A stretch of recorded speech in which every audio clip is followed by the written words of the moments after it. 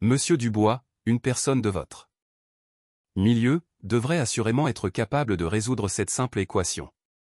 Les mots du professeur dégoulinaient de condescendance tandis qu'il désignait le tableau noir, ignorant que le jeune étudiant noir et silencieux qu'il tentait d'humilier venait de repérer un détail qui allait tout changer. Que se passe-t-il lorsqu'un éminent professeur de mathématiques écrit délibérément une équation erronée pour démasquer ce qu'il suppose être un étudiant boursier non qualifié? Ce qu'il découvrira ensuite vous laissera sans voix. Voici l'histoire de Lucas Dubois, 12 ans, et comment un instant dans une salle de classe a révélé les dangereuses suppositions que nous faisons sur le génie. Continuez à regarder pour assister à une transformation incroyable qui commence par une simple équation. Chers spectateurs, je vous demande humblement de regarder ou d'écouter jusqu'à la fin et de noter cette histoire sur 10. Votre évaluation m'aidera à vous proposer de meilleures histoires dans les prochaines vidéos. Si c'est la première fois que vous regardez mon histoire, abonnez-vous à cette chaîne et activez la cloche maintenant pour ne pas manquer les notifications de mes nouvelles histoires publiées quotidiennement. Merci, et plongeons dans l'histoire complète. L'air d'un matin de septembre semblait lourd de possibilités alors que Lucas Dubois se tenait devant les grilles imposantes de l'Académie de Bellefontaine, nichée au cœur de la vallée de la Loire. Son uniforme d'occasion, soigneusement repassé par sa mère à 5 heures du matin avant son service à l'hôpital, ne parvenait pas tout à fait à dissimuler ses bords usés. Mais Lucas ne remarquait pas les imperfections de sa tenue. Son esprit était déjà en train de calculer les angles architecturaux des bâtiments de style haussmannien, de trouver des suites de Fibonacci dans les motifs du lierre grimpant sur les murs de pierre. « Ta place est ici, mon chéri », lui avait murmuré sa mère ce matin-là, en glissant un sandwich emballé dans son sac à dos. « Ne laisse personne te dire le contraire. » Lucas serrait sa lettre de bourse d'excellence comme une bouée de sauvetage. Une bourse académique complète pour le lycée privé le plus prestigieux de la région, un rêve qui semblait impossible quelques mois auparavant, alors qu'il résolvait des équations différentielles au dos de tickets de caisse pendant que sa mère comptait les centimes pour le loyer. Les autres élèves passaient à côté de lui, un flot de parfums coûteux et de privilèges, leur voix portant des mots qu'ils n'avaient entendus qu'à la télévision. « As-tu vu le nouveau yacht de mon père? C'est divin. Quel professeur particulier t'a préparé pour le concours d'entrée? » Lucas s'était préparé seul, avec des livres de la bibliothèque municipale et des cours en ligne gratuits, résolvant des problèmes à la lueur d'une bougie lors des coupures d'électricité. Trouvant la beauté dans les nombres quand le monde extérieur semblait chaotique. « Excusez-moi. » Un garçon blond le bouscula, puis le toisa de la tête aux pieds. « Tu es perdu? L'école publique est 3 rues plus bas. »« Je suis élève ici, » dit Lucas calmement, montrant sa carte d'étudiant. « Oh, tu es un de ces élèves de la diversité. » Lucas avait entendu pire au cours de ses 12 ans. Il avait appris que les nombres ne se souciaient pas de la couleur de votre peau ou du compte en banque de votre mère. En mathématiques, la logique régnait en maître. 2 plus 2 égale 4, que vous le calculiez dans un hôtel particulier ou dans un 2 pièces à la peinture écaillée. Il trouva son casier, le numéro 1847, un nombre premier, ce qui lui parut être un bon présage. Tandis qu'il organisait ses fournitures, toutes achetées dans un magasin à prix unique, mais néanmoins fonctionnel, il entendit des chuchotements. C'est le boursier. J'ai entendu dire qu'ils ont dû baisser le niveau cette année. Mon père dit que tout ça, c'est de la bien-pensance. Lucas laissa les mots glisser sur lui comme un bruit de fond. Il avait appris à filtrer les distractions en résolvant des problèmes complexes, et les préjugés des gens n'étaient qu'une autre forme d'interférence. Son emploi du temps indiquait mathématiques avancées en première heure. Salle 314. Pi arrondi à 2 décimales.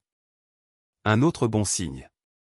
Lucas faisait du calcul différentiel depuis l'âge de 9 ans, quand il avait découvert un vieux manuel universitaire de sa mère et réalisé que les courbes et les symboles racontaient des histoires plus belles que n'importe quel conte de fées. Les couloirs de Bellefontaine étaient ornés de portraits d'anciens élèves distingués, juges, sénateurs, PDG. Tous des visages blancs le regardant avec des yeux peints à l'huile. Lucas se demanda si son portrait serait un jour accroché ici, ou si certains rêves étaient réservés à certains codes postaux. Il s'arrêta devant la salle 314, regardant par la petite fenêtre. Les élèves étaient déjà assis, discutant avec animation de stages de maths d'été et de professeurs particuliers. Un garçon mentionnait nonchalamment comment son père, professeur à l'école polytechnique, l'entraînait aux équations différentielles depuis le collège. Lucas faillit sourire. Il avait appris les équations différentielles sur une chaîne YouTube, regardant sur un écran de téléphone fissuré, rembobinant quand la connexion flanchait, travaillant sur des serviettes en papier pendant les pauses de sa mère au bistrot où elle travaillait autrefois. La porte sembla plus lourde qu'elle n'aurait dû l'être lorsqu'il la poussa. 20 paires d'yeux se tournèrent vers lui, la conversation s'arrêtant net. Il était le seul visage noir dans un océan de privilèges, aussi visible qu'une erreur dans une équation autrement parfaite. « Prends une place », marmonna quelqu'un. Pas méchamment, mais pas chaleureusement non plus. Lucas choisit un bureau au milieu, ni trop loin derrière pour paraître désengagé, ni trop en avant pour sembler avide. Il sortit son cahier, le même qu'il avait utilisé toute l'année précédente, les pages froissées mais remplies de calculs soignés et de démonstrations théoriques qu'il faisait pour le plaisir. La salle de classe sentait la craie, la poussière et la certitude. Le genre de certitude qui vient de ne jamais avoir à se demander si l'on est à sa place. Lucas inspira profondément, laissant cet air remplir ses poumons. Sa place était ici, non par charité ou à cause de quotas, mais parce que les nombres chantaient dans sa tête comme d'autres entendaient de la musique. Alors que les élèves continuaient d'entrer, Lucas ouvrit son cahier à une nouvelle page et commença à esquisser une démonstration sur laquelle il travaillait. Une nouvelle approche de la conjecture de Kolatsky avait dansé dans son esprit pendant le trajet en bus. Son crayon bougeait avec une précision exercée. Chaque symbole et note dans une symphonie mathématique que lui seul pouvait entendre. Il ne remarqua pas la porte s'ouvrir une dernière fois, ne vit pas la grande silhouette aux cheveux d'argent et aux yeux bleus perçants inspecter la pièce avec l'autorité de quelqu'un qui n'avait jamais été remis en question. Le professeur Pierre Bernard était arrivé, et le véritable test de Lucas Dubois allait commencer. Le professeur Pierre Bernard ajusta sa cravate en soie dans le miroir des toilettes des professeurs, la même routine qu'il suivait depuis 37 ans d'enseignement. La soie Bordeaux avait été un cadeau du doyen après son 3e article publié sur la théorie des nombres avancés, et il la portait les premiers jours de classe comme un rappel des normes qui devaient être maintenues. « L'excellence n'est pas négociable », murmura-t-il à son reflet, lissant des cheveux argentés qui avaient autrefois été du même brun foncé que les revues reliées en cuir qui garnissaient les étagères de son bureau. À 61 ans, Bernard s'était bâti une réputation de gardien de la rigueur mathématique à l'Académie de Bellefontaine. Ses élèves allaient à l'école polytechnique, à l'école normale supérieure, à l'université Paris-Saclay, mais seulement ceux qui le méritaient. La réunion du corps professoral du matin avait aigri son humeur. La directrice Lefebvre, avec ses idées progressistes et ses initiatives pour la diversité, avait annoncé le nouveau programme de bourse avec un tel enthousiasme que cela lui avait donné la nausée. « Nous devons ouvrir nos portes plus largement », avait-elle dit, rayonnante devant les enseignants assemblés.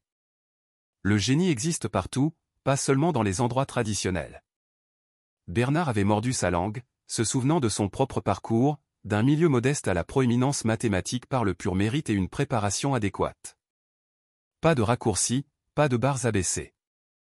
Ses chaussures en cuir italien claquèrent contre les sols en marbre tandis qu'il se dirigeait vers la salle 314.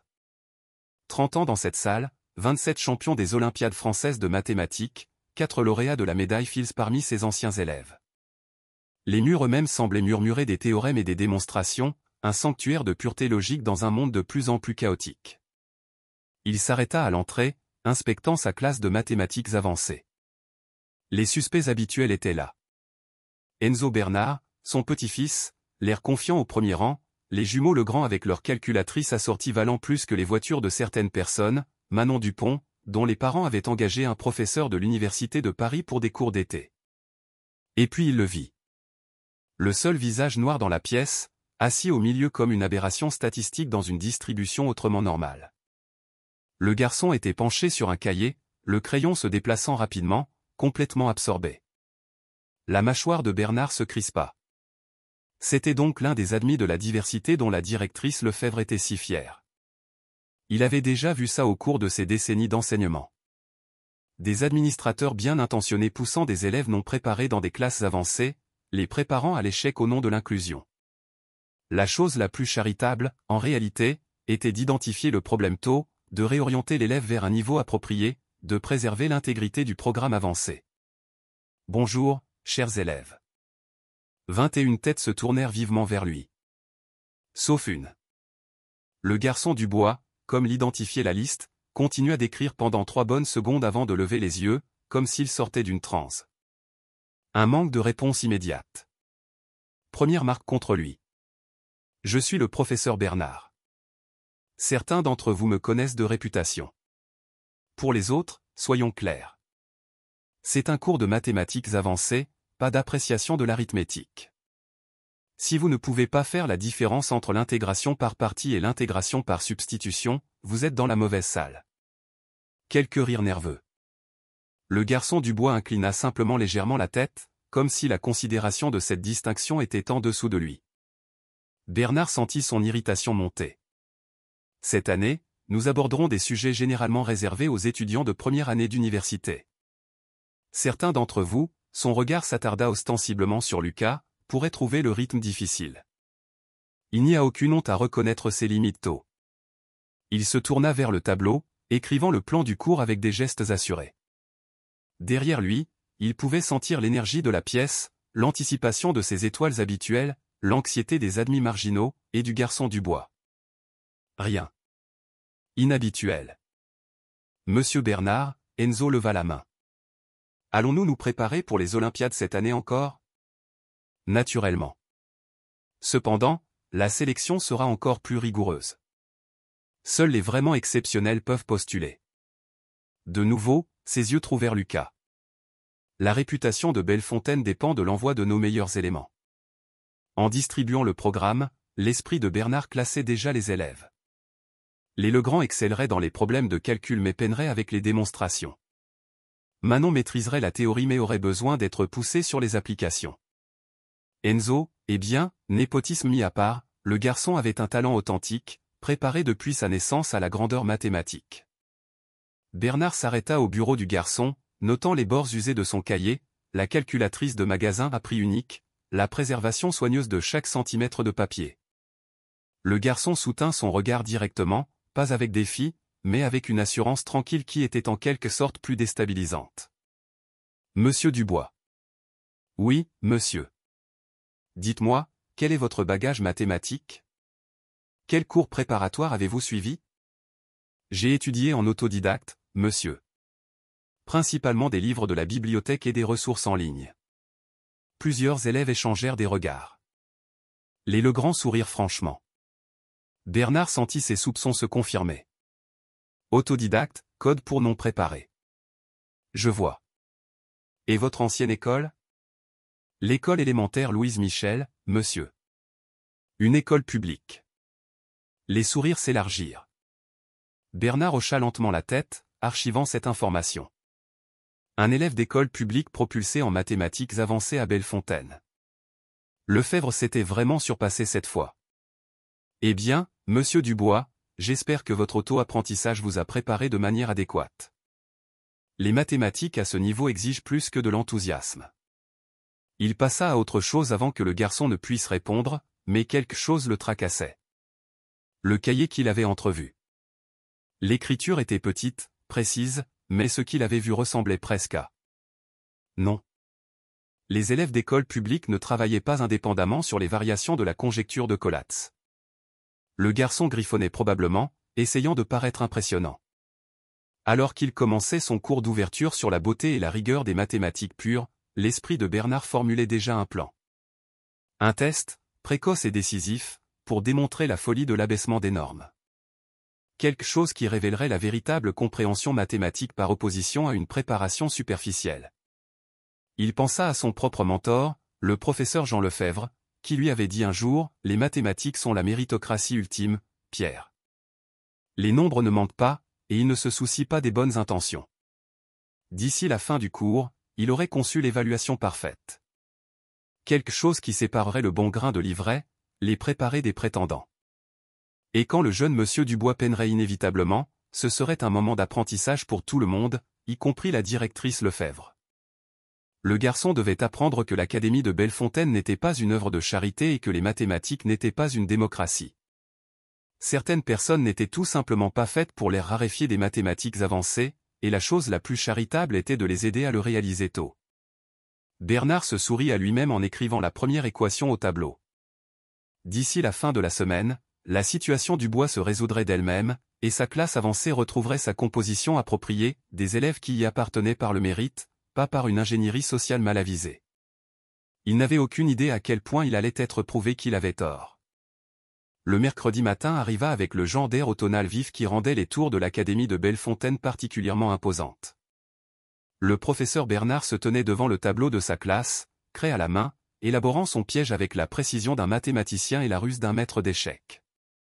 L'équation coulait de ses doigts sur le tableau, une équation différentielle assez complexe pour défier des étudiants d'université, avec une erreur subtile et délibérée intégrée dans la troisième ligne. Il changea un signe positif en un signe négatif, une modification qui se répercuterait en cascade dans la solution, la rendant impossible à résoudre correctement sans d'abord identifier l'erreur. C'était parfait. Tout élève correctement préparé par un tutorat légitime et une étude systématique reconnaîtrait la forme standard et repérerait l'anomalie. Mais quelqu'un qui avait simplement mémorisé des procédures ou s'était fié à l'auto-apprentissage suivrait aveuglément le chemin incorrect. Les élèves entrèrent. Enzo le salua avec une familiarité confiante. Les jumeaux Legrand comparaient les notes de leur professeur particulier. Manon Dupont révisait déjà les problèmes de la veille. Et puis Lucas Dubois, marchant avec cette même détermination tranquille, prenant sa place au milieu sans fanfare. Bernard remarqua que le cahier du garçon était déjà ouvert, couvert de rangées nettes de calculs. De son point de vue, il pouvait distinguer ce qui ressemblait à. Était-ce une nouvelle approche des sommes de Riemann? Il secoua la tête. Le garçon copiait probablement des problèmes d'un site web. « Bonjour, chers élèves », commença Bernard, sa voix portant l'autorité de décennies.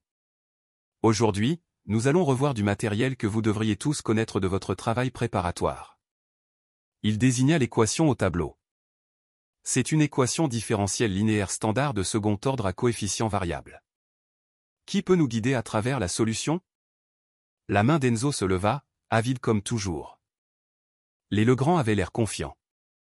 Manon la travaillait déjà dans son cahier. Mais l'attention de Bernard était fixée sur Lucas, qui regardait le tableau avec une intensité qui semblait pénétrer la craie elle-même.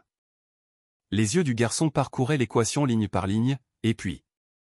là. Le plus léger froncement de sourcils à la troisième ligne, une pause dans le suivi rythmique de ses pupilles. Il avait remarqué quelque chose. Quelqu'un? Incita Bernard, ignorant la main de plus en plus frénétique d'Enzo. C'est sûrement élémentaire pour des élèves de votre calibre. Je peux la résoudre, professeur, offrit Hugo Legrand, déjà debout. Je suis curieux de la préparation de nos nouveaux élèves. Le regard de Bernard se fixa sur Lucas avec une précision laser. Monsieur Dubois, vous pouvez sûrement résoudre cela. Après tout, votre auto-apprentissage a dû couvrir les équations différentielles. La pièce devint silencieuse. 20 paires d'yeux se tournèrent vers Lucas, certains sympathiques, la plupart anticipant un divertissement. Le boursier mit sur la sellette, mieux qu'un café du matin pour l'élite de Bellefontaine. Lucas resta assis un moment, ses doigts tapotant distraitement son cahier, pas nerveusement, mais comme s'il effectuait des calculs dans les airs. Professeur Bernard, commença-t-il, sa voix stable mais prudente. Je remarque qu'il y a un problème avec l'équation telle qu'elle est écrite. Enzo éclata de rire. Il ne sait même pas la lire correctement, marmonna quelqu'un. Bernard sentit une vague de satisfaction. Le garçon essayait de détourner l'attention pour éviter d'admettre qu'il ne pouvait pas la résoudre. Un problème, monsieur Dubois? C'est un exemple de manuel. Peut-être que vos ressources en ligne n'étaient pas aussi complètes que vous le pensiez. Lucas se leva lentement, son uniforme d'occasion flottant un peu sur sa silhouette mince. Puis-je m'approcher du tableau, monsieur? Certainement. Bernard s'écarta avec une courtoisie exagérée. S'il vous plaît, éclairez-nous sur ce problème. Alors que Lucas se dirigeait vers l'avant, un autre élève murmura sur scène, ça va être bon. Le gamin pense probablement que différentiel signifie soustraction. Mais quelque chose dans la démarche de Lucas fit légèrement vaciller la confiance de Bernard. Le garçon se déplaçait avec détermination, pas avec la réticence traînante de quelqu'un sur le point d'être exposé. Il prit la craie avec une aisance familière, comme s'il en avait tenu un millier auparavant. L'équation, telle qu'elle est écrite, dit Lucas, sa voix gagnant en force, a une erreur de signe dans la troisième ligne. Vous avez écrit xi alors que la forme standard requiert plus xi pour ce type d'équation. La pièce tomba dans un silence absolu. Bernard sentit son visage commencer à chauffer. Le garçon avait non seulement repéré l'erreur, mais l'avait identifiée avec précision. De plus, continua Lucas, se tournant pour faire face à la classe avec une confiance tranquille, si nous devions procéder avec l'équation telle qu'elle est écrite, nous obtiendrions une série divergente dans la solution qui violerait les conditions aux limites implicites de la structure des coefficients. La main d'Enzo s'abaissa lentement. Les Legrand échangèrent des regards incertains. Manon Dupont vérifiait rapidement son travail, son visage montrant un étonnement croissant. Le cœur de Bernard battait la chamade. C'était impossible. Aucun élève d'école publique, aussi talentueux soit-il, ne devrait être capable de repérer cette erreur si rapidement, et encore moins de comprendre les implications mathématiques. Vous suggérez que j'ai fait une erreur? Avec respect, monsieur, oui. Lucas se retourna vers le tableau. Voulez-vous que je montre la solution correcte? Le défi. Bernard sentit les yeux de ses élèves sur lui, sentit son test soigneusement construit s'effondrer. Il avait deux choix, admettre l'erreur et révéler son piège délibéré, ou s'entêter et risquer sa crédibilité. Vous vous trompez, monsieur Dubois, s'entendit-il dire, les mots sortant plus durs que prévu. C'est précisément la forme utilisée dans les applications avancées. Peut-être que votre auto-apprentissage ne vous a pas exposé à des variations au-delà des formes de base des manuels. Quelques élèves hochèrent la tête avec incertitude, faisant confiance à l'autorité de leur professeur plutôt qu'à l'affirmation du boursier. Mais Lucas ne recula pas. Au lieu de cela, il fit quelque chose qui entrait Bernard pendant des semaines. Il sourit, pas d'un air suffisant ou irrespectueux, mais avec la joie pure de quelqu'un qui vivait pour la vérité mathématique. Alors peut-être, professeur, pourrais-je démontrer pourquoi le signe négatif crée une incohérence. Ce pourrait être instructif pour la classe. Bernard se sentit piégé par son propre stratagème. Refuser semblerait mesquin et défensif. Accepter signifierait regarder cet élève d'école publique démanteler sa tromperie soigneusement élaborée. Très bien, dit-il, la voix tendue. Montrez-nous votre interprétation. Lucas commença à écrire, ses traits de craie confiants et précis. Si nous acceptons le signe négatif, alors lorsque nous appliquons la méthode de Frobenius ici. Les mathématiques coulaient de ses doigts comme de la musique, chaque étape s'appuyant logiquement sur la précédente. Bernard regardait avec une incrédulité croissante alors que Lucas non seulement prouvait l'erreur, mais commençait à explorer l'équation sous des angles qui montraient une profonde compréhension intuitive. Ce n'était pas de l'apprentissage par cœur ou des procédures mémorisées. C'était une véritable pensée mathématique, à un niveau qui aurait dû nécessiter des années d'instruction appropriées pour être atteint. Point et nous voyons donc que le signe négatif force une contradiction dans le 7e terme du développement en série, conclut Lucas, posant la craie. L'équation telle que le professeur Bernard l'avait initialement prévue, avec un signe positif, donne cette solution élégante. Il esquissa rapidement la solution correcte, ajoutant une méthode alternative utilisant les transformés de Laplace presque comme une réflexion après coup. Le tableau se remplit de mathématiques que certains étudiants d'université auraient du mal à suivre, mais qui coulaient de l'esprit de ce garçon de 12 ans comme l'eau d'une source. La salle de classe était silencieuse comme une tombe. Enzo regardait le tableau, la bouche légèrement ouverte. Les jumeaux Legrand semblaient perdus. Manon Dupont copiait frénétiquement tout, son visage illuminé d'excitation intellectuelle. Et le professeur Bernard se tenait figé, sa vision du monde basculant sur son axe. Tout ce qu'il avait supposé, chaque préjugé qu'il avait nourri, chaque justification pour son petit test, tout s'effondrait devant la preuve indéniable sur son tableau noir. Lucas Dubois n'était pas seulement compétent. Il n'était pas seulement préparé. Il était extraordinaire. Dois-je continuer avec la solution, professeur? Demanda Lucas doucement, la craie toujours à la main, ou préférez-vous corriger l'erreur d'abord? La craie dans la main du professeur Bernard sembla soudain lourde alors que 21 paires d'yeux faisaient la navette entre lui et le jeune étudiant noir qui venait de déconstruire son piège soigneusement préparé. Le silence dans la salle 314 était si complet que le son lointain d'une tondeuse à gazon à l'extérieur semblait assourdissant. Vous vous trompez, monsieur Dubois, s'entendit dire Bernard, sa voix portant 37 ans d'autorité incontestée. Cette formulation est utilisée dans des applications avancées qui dépassent le cadre des manuels élémentaires. Lucas se tenait au tableau, la craie toujours à la main, et pendant un instant, quelque chose vacilla dans ses yeux. Pas le doute, mais la déception, comme s'il s'était attendu à mieux d'un mathématicien de la réputation de Bernard. Professeur, dit Lucas prudemment, je comprends qu'il existe diverses formulations, mais cette erreur spécifique rend l'équation mathématiquement incohérente. Si vous le souhaitez, je peux montrer. Ce que je souhaite, l'interrompit Bernard, le visage s'empourprant davantage, c'est que les élèves fassent confiance au fait que leur instructeur en sait considérablement plus que sur les mathématiques avancées. Enzo, toujours prompt à soutenir son grand-père, intervint, peut-être que tu devrais t'asseoir, Lucas. Le professeur Bernard a littéralement écrit le manuel de référence sur les équations différentielles. La 3e édition de Équations différentielles avancées en mathématiques appliquées, dit Lucas tranquillement. Je l'ai lu. Il est excellent. C'est pourquoi je suis confus au sujet de cette erreur, car à la page 247 de ce même manuel, le professeur Bernard déclare explicitement que la cohérence des signes dans la matrice des coefficients est cruciale pour la convergence. La pièce sembla basculer. Manon Dupont sortit rapidement son ordinateur portable, ses doigts volant sur le clavier. Les jumeaux Legrand échangèrent des regards qui disaient qu'ils étaient complètement perdus mais ne voulaient pas l'admettre. L'esprit de Bernard s'emballa. Le garçon avait non seulement lu son manuel, mais pouvait citer des pages spécifiques de mémoire. Son récit soigneusement construit sur les admis de la diversité non préparée s'effritait comme de la poussière de craie. « Puisque vous semblez si certain, dit Bernard, son ton dangereusement calme, par tous les moyens, venez au tableau et prouvez votre affirmation. Montrez à la classe exactement où vous pensez que l'erreur se trouve. » C'était une démonstration de force, forçant l'élève à l'avant comme un artiste.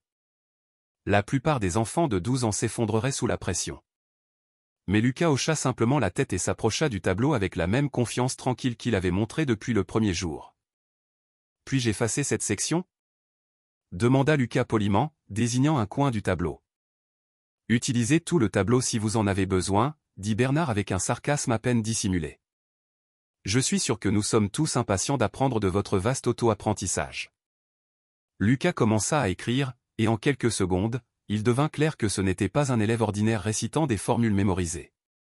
Son approche était élégante, presque artistique.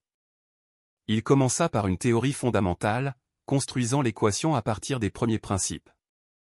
Si nous partons de l'hypothèse que notre solution doit satisfaire ces conditions aux limites, expliqua Lucas, sa voix gagnant en confiance alors qu'il entrait dans son élément, alors la structure des coefficients doit maintenir certaines propriétés.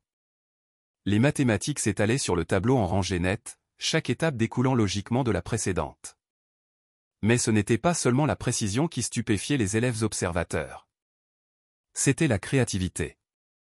Lucas introduisit une substitution que Bernard n'avait jamais vue auparavant, une manipulation astucieuse qui simplifiait tout le problème. « Où as-tu appris cette substitution ?» s'exclama Manon Dupont, incapable de se contenir. « C'est brillant. » Lucas fit une pause, la craie en l'air. Je l'ai développé moi-même. Je travaillais sur un problème similaire le mois dernier et j'ai remarqué un schéma. Développé toi-même ? Se moqua Hugo Legrand. C'est ça. Tu l'as probablement juste copié d'un cours de Polytechnique en ligne. En fait, dit Manon, l'écran de son ordinateur portable brillant, je cherche dans les bases de données académiques en ce moment. Cette substitution n'apparaît nulle part dans la littérature. C'est nouveau. La pièce retomba dans le silence.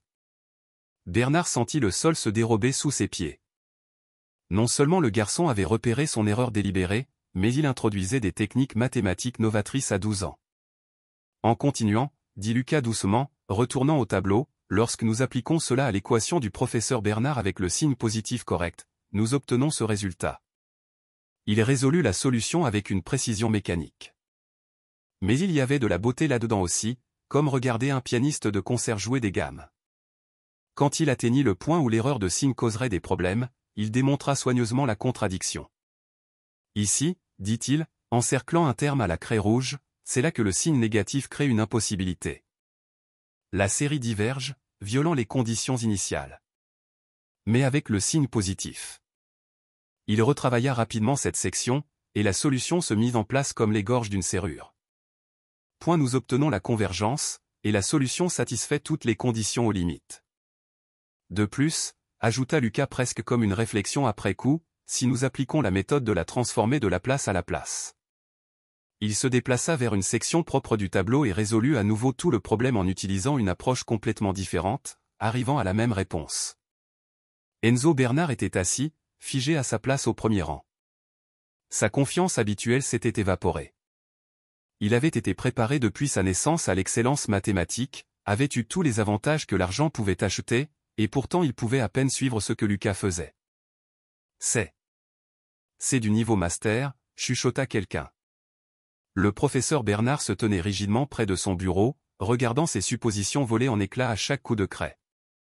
Le garçon n'avait pas seulement raison sur l'erreur. Il faisait preuve d'un niveau de sophistication mathématique que la plupart des doctorants envieraient. Monsieur Dubois, dit Bernard, la voix tendue, où exactement avez-vous étudié les mathématiques? Lucas posa la craie et se tourna pour lui faire face. À la bibliothèque municipale, monsieur. Ils ont le Wi-Fi jusqu'à 21h, et la bibliothécaire, Madame Lambert, me laissait rester tard si j'étais silencieux. L'école polytechnique met ses cours en ligne gratuitement. L'ENS et Paris-Saclay aussi. YouTube a d'excellentes chaînes pour les sujets avancés. J'ai appris que les mathématiques ne se soucient pas de l'endroit où vous les étudiez, seulement que vous les compreniez. La simplicité de la déclaration transperça les défenses de Bernard comme une lame. Voici un enfant qui avait appris les mathématiques de niveau supérieur dans une bibliothèque publique, tandis que le propre petit-fils de Bernard, avec tous les privilèges et avantages, peinait avec des démonstrations de base. L'équation sur le tableau, continua Lucas tranquillement, l'avez-vous écrite incorrectement exprès, professeur? Bernard sentit les yeux de chaque élève sur lui. Il avait un choix, maintenir le mensonge et perdre toute crédibilité, ou admettre son test honteux. J'ai pu la retranscrire incorrectement, dit Bernard sèchement. Lucas hocha lentement la tête, mais ses yeux disaient qu'il savait la vérité. Tout le monde dans la pièce savait la vérité. Le boursier n'avait pas seulement résolu le problème. Il avait exposé les préjugés du professeur avec une précision mathématique. « Dois-je retourner à ma place maintenant, monsieur ?» demanda Lucas. « Oui, réussit à dire Bernard. Oui, ce serait approprié. » Alors que Lucas retournait à son bureau, Manon Dupont commença à applaudir. Juste elle au début, seule dans le silence. Puis un autre élève se joignit, puis un autre. Pas tout le monde. Enzo resta rigide de honte. Les jumeaux Legrand avaient l'air confus. Mais assez pour faire passer leur message. Ils applaudissaient Lucas, mais Bernard sentit le poids de leur jugement sur lui. Il avait essayé d'humilier un élève brillant en se basant sur rien de plus que des préjugés et des suppositions, et ce faisant, il s'était humilié lui-même. La cloche sonna, le sauvant d'une plus grande humiliation. Les élèves rassemblèrent leurs affaires, bourdonnant d'excitation à propos de ce dont ils venaient d'être témoins. En sortant, Bernard entendit des fragments de conversation. « Tu as vu comment il a résolu ça ? Cette substitution était incroyable. Je n'arrive pas à croire que Bernard a essayé de dire qu'il avait tort. » Lucas fut parmi les derniers à partir, rangeant soigneusement son cahier usé. En passant devant le bureau de Bernard, il s'arrêta. « Professeur, dit-il tranquillement, votre manuel est vraiment excellent, surtout le chapitre 12 sur les fonctions de Bessel.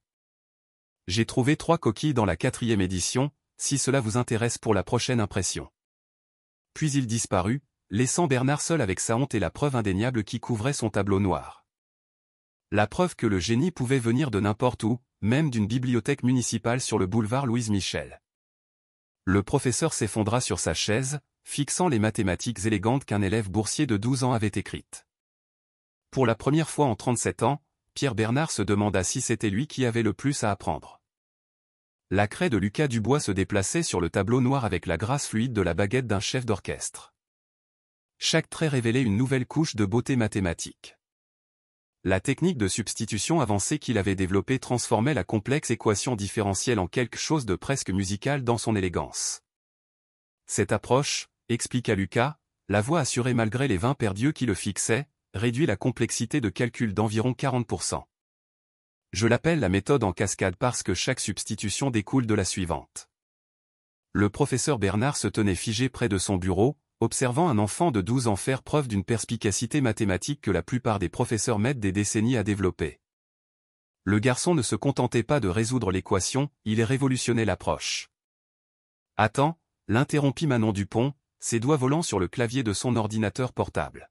« Lucas, as-tu publié ça quelque part ? Cela pourrait être une contribution légitime au domaine. » Lucas se détourna du tableau, de la poussière de craie sur son uniforme d'occasion. « Publié ? Non. Je tiens juste des cahiers. Qui publierait quelque chose venant d'un enfant? Les revues académiques ne se soucient pas de l'âge si les mathématiques sont solides, insista Manon. Professeur Bernard, n'est-ce pas vrai? Vous avez été éditeur pour le journal de mathématiques appliquées. Oui, s'entendit dire Bernard, le mot raclant sa gorge comme du papier de verre. L'ironie ne lui échappait pas.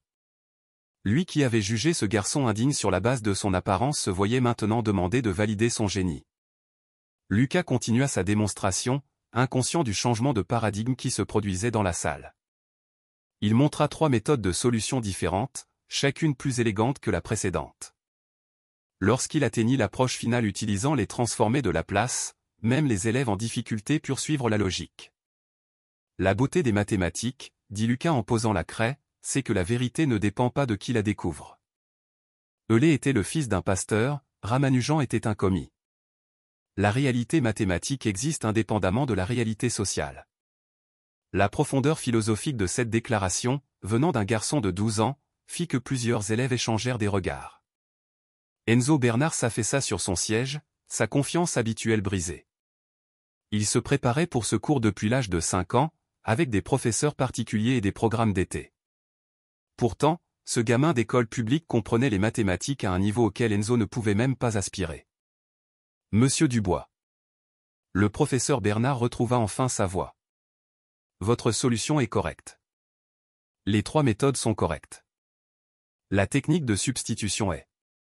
Il fit une pause, forçant les mots à sortir. Point innovante. Potentiellement révolutionnaire. Un murmure parcourut la classe. Le professeur Bernard ne faisait jamais de compliments. Son approbation était plus rare que les notes parfaites à ses examens notoirement difficiles. Cependant, continua Bernard, s'accrochant à un semblant d'autorité, le talent brut sans encadrement approprié peut conduire à de mauvaises habitudes. Les mathématiques au plus haut niveau exigent plus que des astuces intelligentes. Avec respect, professeur, l'interrompit doucement Lucas, je n'appellerai pas le travail de Ramanujan des astuces intelligentes. Pourtant, il était en grande partie autodidacte. Parfois, des chemins non conventionnels mènent à des découvertes inattendues. La référence à Ramanujan, le légendaire mathématicien indien qui avait révolutionné la théorie des nombres malgré son manque de formation formelle, ne passa inaperçu pour personne. Le parallèle était évident, un autre outsider défiant l'establishment avec un pur génie. Hugo le Grand, désespéré de restaurer un certain ordre social, prit la parole, oui, mais Ramanujan avait hardi à Cambridge pour le guider. Tu ne peux pas simplement apprendre ça sur YouTube. En fait, dit Lucas en se tournant pour s'adresser directement à Hugo, le professeur Cédric Villani publie régulièrement des séries d'exercices en ligne. Le professeur Laurent Schwartz de l'Université de Paris a rendu tout son cours d'algèbre linéaire disponible gratuitement. Les Olympiades internationales de mathématiques publient tous les anciens problèmes avec leurs solutions. La seule barrière à l'apprentissage est la curiosité et le dévouement. Il retourna à sa place avec une dignité tranquille, laissant le tableau couvert de mathématiques qui ressemblait plus à de l'arca de l'arithmétique. En passant devant le bureau de Manon Dupont, elle murmura, c'était incroyable. Le professeur Bernard fixa le tableau, l'esprit tourbillonnant. La méthode en cascade seule était digne de publication. La structure élégante de la démonstration montrait une profonde maturité mathématique. Et le garçon avait fait tout cela en étant testé sous pression devant un public hostile. Classe, dit lentement Bernard, travaillons ensemble sur la solution de Monsieur Dubois, étape par étape. Tout le monde, copiez ceci, y compris la substitution en cascade. Vous êtes témoin de quelque chose d'inhabituel. Pendant les 20 minutes restantes, Bernard se retrouva dans la position surréaliste d'enseigner à sa classe en utilisant la méthode d'un enfant de 12 ans. À chaque étape, son respect grandissait en même temps que sa honte. Le garçon n'avait pas seulement résolu le problème, il avait amélioré des siècles de tradition mathématique. Quand la cloche sonna, les élèves rassemblèrent leurs affaires dans un silence inhabituel. La dynamique sociale de la classe avait fondamentalement changé. Lucas Dubois n'était plus le cas social, l'admis de la diversité, le gamin qui n'avait pas sa place. Il était indéniablement le meilleur mathématicien de la pièce, y compris peut-être le professeur. Monsieur Dubois, appela Bernard alors que Lucas rangeait son cahier usé, veuillez rester après la classe. Les autres élèves sortirent, beaucoup jetant des regards curieux en arrière. Enzo s'arrêta à la porte, regardant entre son grand-père et Lucas avec confusion et quelque chose qui ressemblait à de la peur. Sa position d'élève vedette, préparé pour la grandeur, s'était évaporée en 40 minutes. Quand ils furent seuls, Bernard se dirigea lentement vers le tableau, étudiant le travail de Lucas. La méthode en cascade, dit-il finalement. Combien de temps vous a-t-il fallu pour la développer? Environ 3 semaines, monsieur. J'essayais de résoudre un problème du concours général de mathématiques de 1998 et j'ai remarqué un schéma. Une chose en a entraîné une autre. Le concours général est pour les lycéens de terminale. Oui, monsieur. Mais les mathématiques ne vérifient pas la carte d'identité. Malgré lui, Bernard faillit sourire. Le garçon avait raison. Vos autres cahiers, ceux que vous avez mentionnés. Sur quoi d'autres avez-vous travaillé? Lucas hésita, puis sortit de son sac à dos 3 cahiers de composition. Leur couverture était maintenue par du ruban adhésif. Diverses choses. Théorie des nombres, principalement. Un peu de topologie. J'ai essayé de comprendre l'hypothèse de Riemann, mais c'est vraiment difficile. Bernard accepta les cahiers avec des mains qui tremblaient légèrement. L'hypothèse de Riemann, l'un des plus grands problèmes non résolus en mathématiques, avec un prix d'1 million de dollars pour sa solution. Et ce garçon de 12 ans s'y attaquait pour le plaisir.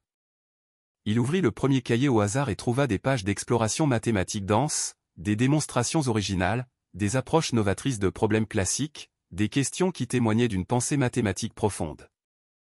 C'était le genre de travail qu'il attendrait de ses meilleurs doctorants. Monsieur Dubois. Lucas, dit Bernard, l'aveu lui semblant comme avaler du verre. Je vous dois des excuses. J'ai fait des suppositions basées sur des facteurs qui n'ont rien à voir avec les mathématiques. C'était mal de ma part. Lucas leva les yeux vers lui avec ce regard constant et intelligent. Vous avez écrit l'équation erronée exprès, n'est-ce pas? Pour me tester. L'instinct de Bernard fut de le nier, mais quelque chose dans le regard du garçon exigeait l'honnêteté. Oui. Je voulais prouver que vous n'aviez pas votre place ici. Au lieu de cela, vous avez prouvé que c'est moi qui dois réexaminer où est ma place. Votre place est ici, professeur, dit simplement Lucas. Votre manuel m'a appris l'intégration. Vos articles sur les fonctions de Bessel m'ont ouvert des mondes entiers. Les bons professeurs font aussi des erreurs. L'important est d'en tirer des leçons, n'est-ce pas? La grâce de la réponse de quelqu'un de si jeune, quelqu'un que Bernard avait tenté d'humilier, était dévastatrice. Voici un enfant qui avait affronté les préjugés avec dignité, qui avait répondu à l'hostilité par l'excellence, qui offrait maintenant le pardon sans qu'on le lui demande. Les Olympiades françaises de mathématiques, dit soudain Bernard. Bellefontaine envoie toujours un représentant. Je le sélectionne traditionnellement dans ma classe avancée. Seriez-vous intéressé? Les yeux de Lucas s'écarquillèrent, la première véritable réaction enfantine que Bernard avait vue de lui. Vraiment? Mais je ne suis ici que depuis une semaine. Les mathématiques ne vérifient pas non plus la durée d'inscription, dit Bernard, faisant écho aux paroles antérieures du garçon. D'après ce que j'ai vu aujourd'hui, vous n'êtes pas seulement qualifié. Vous êtes peut-être le candidat le plus fort que Bellefontaine ait jamais eu.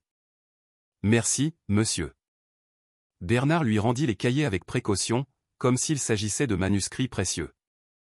Je vais vous recommander pour la compétition. Mais, Lucas, j'ai besoin que vous compreniez quelque chose. Ce que vous avez fait aujourd'hui, développer de nouvelles techniques, voir des schémas que les autres manquent. Ce n'est pas seulement du talent. C'est du génie. Du vrai génie. Et cela mérite d'être nourri correctement. Je suis content avec la bibliothèque et les cours en ligne. Non. La voix de Bernard était ferme. Vous méritez mieux. Je vais passer quelques appels. L'école polytechnique a un programme d'été pour les jeunes mathématiciens exceptionnels. Il y a des opportunités de mentorat, des postes de recherche. Vous ne devriez plus avoir à apprendre seul. Lucas serra ses cahiers, son masque composé se fissurant pour révéler le garçon de 12 ans en dessous. Mais ces programmes. Ils coûtent cher. Laissez-moi m'en occuper. Bellefontaine a des ressources, et j'ai de l'influence. Considérez cela comme un très petit paiement sur une très grande dette. Bernard fit une pause, puis ajouta doucement, la dette du lorsque quelqu'un manque d'éteindre une lumière qui pourrait éclairer le monde mathématique. Alors que Lucas quittait la salle de classe, le professeur Bernard s'assit à son bureau et fixa les mathématiques élégantes qui couvraient encore son tableau. En 37 ans d'enseignement, il ne s'était jamais autant trompé sur un élève. Le boursier qu'il avait tenté d'embarrasser lui avait plutôt appris la leçon la plus importante de sa carrière. Le génie n'a pas de couleur, pas de pédigré, pas de code postal. Il a seulement besoin de reconnaissance et d'opportunités pour s'épanouir.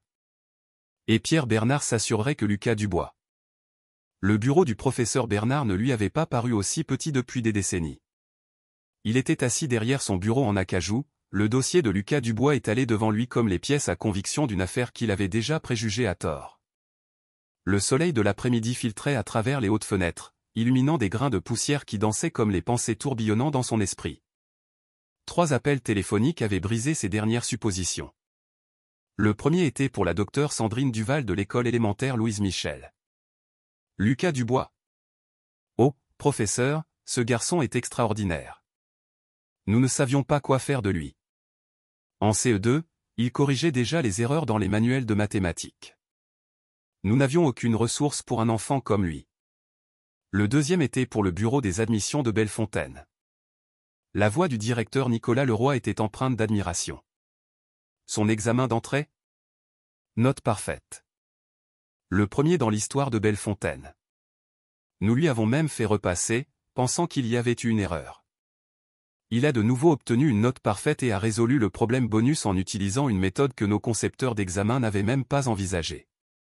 Mais c'est le troisième appel qui laissa Bernard à contempler sa bibliothèque de réalisation, se sentant vide. Professeur Bernard, ici la docteure Sophie Moreau du programme des jeunes talents de l'école polytechnique. Je vous rappelle au sujet de Lucas Dubois. Comment connaissez-vous ce nom? Nous essayons de le contacter depuis 2 ans. Bernard avait serré le téléphone plus fort. 2 ans? Il a soumis un article à notre revue de mathématiques de niveau licence quand il avait 10 ans. 10 ans. Sur de nouvelles applications des formes modulaires. Nous avons cru à un canular jusqu'à ce que nous vérifiions les mathématiques.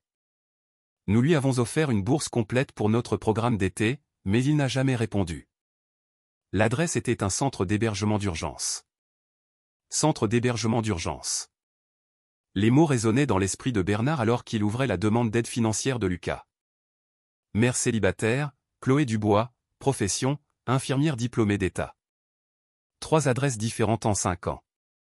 Un revenu qui couvrait à peine les besoins de base. On frappa à la porte, interrompant ses pensées en spirale. Entrez. Le docteur Stéphane Martin, le jeune professeur de mathématiques, entra, portant une pile de papier. Vous vouliez me voir, professeur. Asseyez-vous. Bernard désigna le fauteuil en cuir en face de son bureau. Vous enseignez le cours de mathématiques intermédiaires. Lucas Dubois était votre élève la semaine dernière avant que je ne le fasse passer en avancée. Parlez-moi de lui. Le visage de Martin s'illumina. Brillant. Absolument brillant. Mais plus que ça, gentil. Je l'ai surpris en train de donner des cours de soutien à 3 élèves en difficulté pendant le déjeuner. Il avait créé ces explications visuelles qui rendaient accessibles des concepts complexes. Il ne le faisait pas pour des points supplémentaires ou la reconnaissance. Les autres élèves ne savaient même pas qu'il les aidait à rattraper leur retard. Du soutien scolaire. Bernard sentit une autre supposition s'effondrer. Gratuitement? Il disait que les maths étaient belles et que tout le monde méritait de voir leur beauté. Professeur, j'ai essayé de plaider pour qu'il commence en classe avancée, mais on m'a dit. Martin hésita. On vous a dit quoi? Que les élèves boursiers devaient d'abord faire leurs preuves. Que nous ne pouvions pas abaisser les normes juste pour la diversité. Les mots restèrent suspendus entre eux. Des accusations dans leur simplicité. Bernard avait participé à cette décision, avait approuvé une politique qui avait failli maintenir un talent générationnel dans des classes de soutien. Il y a plus, continua Martin en sortant un dossier en manille. Après que vous m'ayez demandé de récupérer son travail de la semaine dernière, j'ai remarqué quelque chose. Ces problèmes sur lesquels il travaillait pendant son temps libre. Ils proviennent de votre article de 1987 sur les courbes elliptiques. Bernard accepta les papiers avec des doigts engourdis. Son propre travail, réimaginé à travers les yeux d'un enfant de 12 ans.